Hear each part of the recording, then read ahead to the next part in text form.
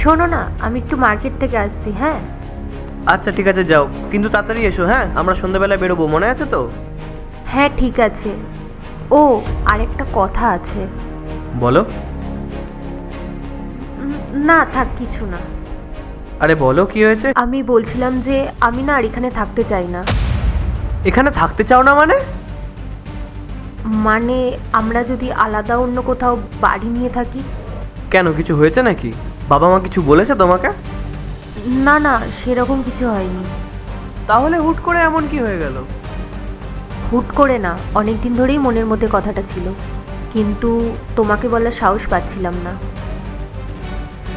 আলাদা কেন থাকতে চাও? দেখো, তুমি তো জানোই যে আমি বিয়ের আগে একাই থাকতাম।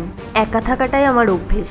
আমি কোনো ধরনের ইন্টারফিয়ারেন্স পছন্দ করি না। তাই এখন না খুব অকওয়ার্ড লাগে, আর আমাদের কাছে একটুও ফ্রিডম থাকে না।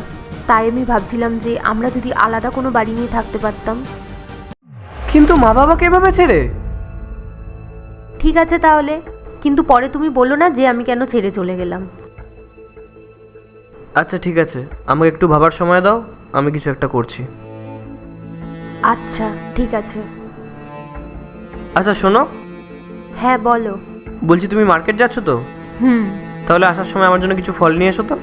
কি খাবে? আঙুর। তুমি না আমার জন্য আঙুর নিয়ে এসো, তবে বেশি দামিটা এনো না, একটু সস্তার দেখে এনো।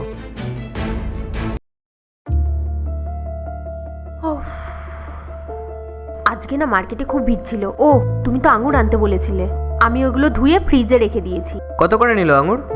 আঙুর আঙুর 200 টাকা কিলো ছিল। 200 টাকা কিলো?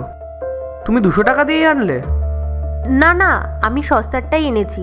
যেগুলো থোকা ছিল ওগুলো 200 টাকা কিলো, আর যেগুলো ঝরা খুলে পড়া ছিল আমি ওগুলো নিয়ে এসেছি 100 টাকা কিলো। তুমিই তো বলেছিলে বাড়ির খাওয়ার জন্য, কাউকে তো দিতে হবে না, তাই সস্তারটাই এনেছি।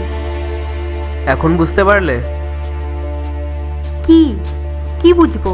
মানে এটাই যে আমরাও ওই আঙুরগুলোর মতন। থোকা ধরা যে আঙুরগুলো, সেটা আমাদের পরিবার।